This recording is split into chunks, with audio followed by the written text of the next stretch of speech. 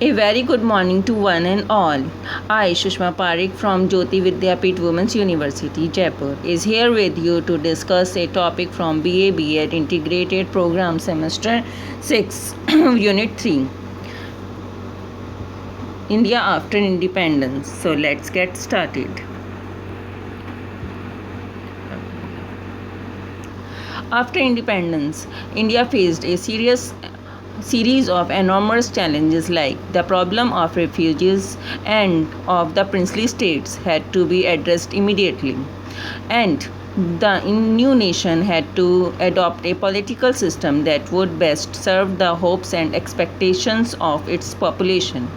India's population in 1947 was large and was division between high caste and low caste, between majority Hindu community and Indians who practiced other faiths could be seen. Farmers and peasants were dependent on Farmers and peasants were dependent on the monsoon for their survival. The new nation had to lift its masses out of poverty by increasing the productivity of agriculture and by promoting new job creating industries. Unity and development goes hand in hand. If the division between sections of India were not healed, they could result in violent conflicts. Example: Hindu versus Muslim, high caste fighting with the low caste. Constitution Constitution is written. The Constitution of India is a document that establishes the political values, the powers of government and the rights of the citizens of the country. It is the supreme law of India. The meeting of Constituent Assembly were held in Delhi, and representatives from all parts of India attended the meeting. These discussions had resulted in the framing of Indian Constitution, which came into effect on 26 January 1950. One feature of Constitution was adoption of universal adult franchise. All India above the age of 21 would be allowed to vote in the state and national elections. This was the revolutionary step, as Indians never had been allowed to choose their own leaders. It guaranteed equality before the law to all citizens, regardless of their caste or religion affiliation.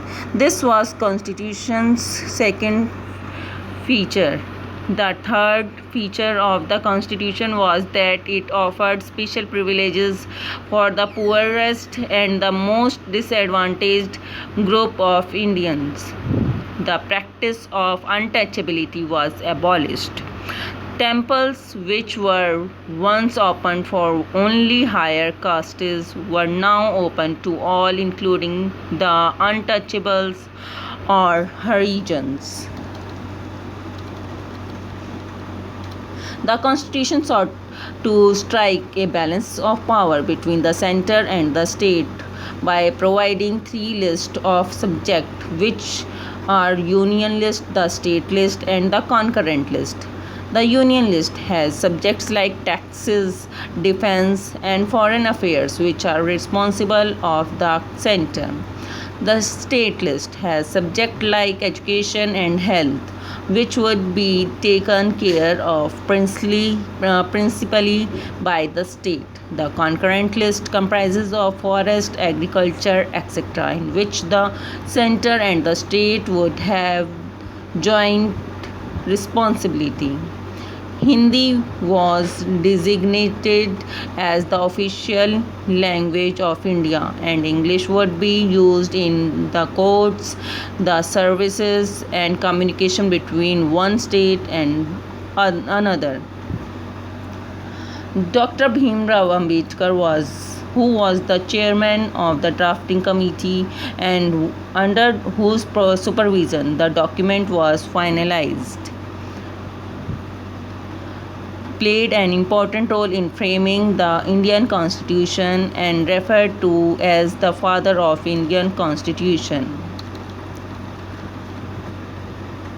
That's all about today class. So students, I hope you understand what happened about the after independence.